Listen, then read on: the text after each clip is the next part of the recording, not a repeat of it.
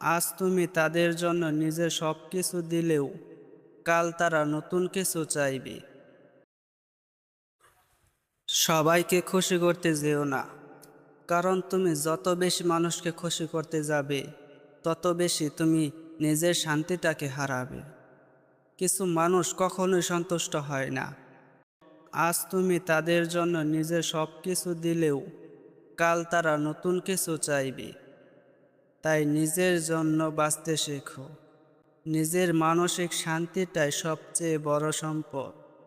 নিজেকে ভালো রাখা এটা সবচেয়ে বেশি জরুরি।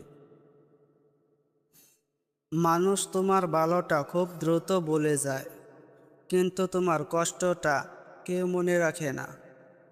সবাইকে খুশি করা তোমার দায়িত্ব না। যেখানে তুমি নিজের শান্তি পাও না, সেখানে বেশি সময় থাকাটা নিজের সাথে অন্যায়। তাই একবার ভাবো, নিজের শান্তিটা আগে দেখো।